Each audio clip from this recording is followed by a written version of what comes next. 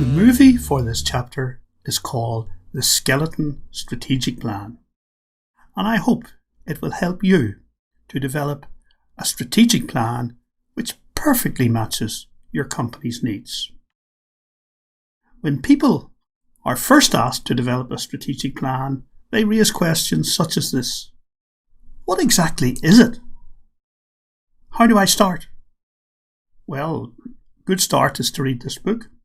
What's its structure? You'll see it in subsequent chapters. What are the topics? You'll see them in subsequent chapters. Duration? How long should it take to have it prepared? I think days rather than weeks. What is the duration of the plan? I think probably a maximum of about 3 years. And who should be involved? I think it should be a diverse and representative team. Here's the process quite often.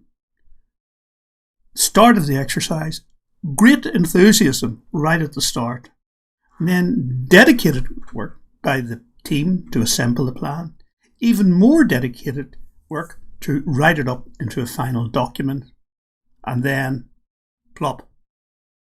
It dies. It's consigned to a drawer, largely unread, totally unloved, and soon forgotten. I think a practical approach to strategic planning involves the following. It should be fresh. It should be simple and understandable to everyone, and it should be done very quickly as possible. I have developed the Skeleton Strategic Plan. This is Christopher McNamee at Halloween in a skeleton suit. The reason I use the word skeleton is if you think of it. If you saw a group of skeletons, you couldn't really tell one from another. They have a certain commonality. And I think that all strategic plans should have a commonality. Underneath them all should be the bones of the strategic plan, which will be the same for every type of company. And once managers have the set of bones, they can flesh them out so that the skeleton gradually loses its anonymity and becomes an integral part of the company. It becomes a unique to that company strategic plan. And here it is, the Skeleton Strategic Plan.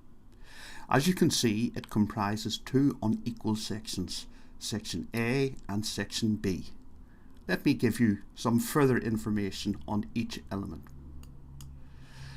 Section A is the background to the strategic plan, and it will be about who the people were who created it, and most importantly, a 1 page of bullet points giving an executive summary of what the plan is about.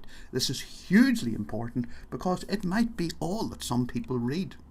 Then we have Section B, and this provides a lot more detail, starting with B1, which is the overall strategic plan for the entire company in terms of its mission, goals and overall strategies. And then we have B2, which is much more detailed, where it starts with defining the business. What business is the business in?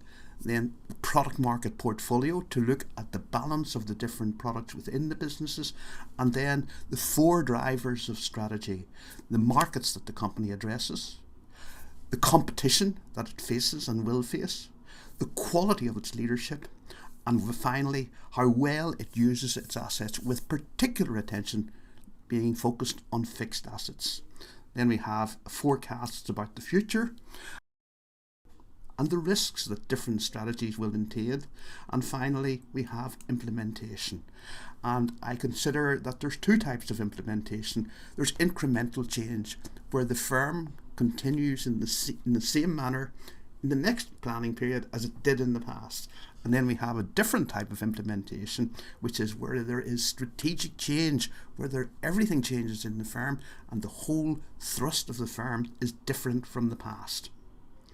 And finally, I think it's important to remember that it ought to be the strategy that drives the financials and not the financials that drive the strategy. Thank you and goodbye.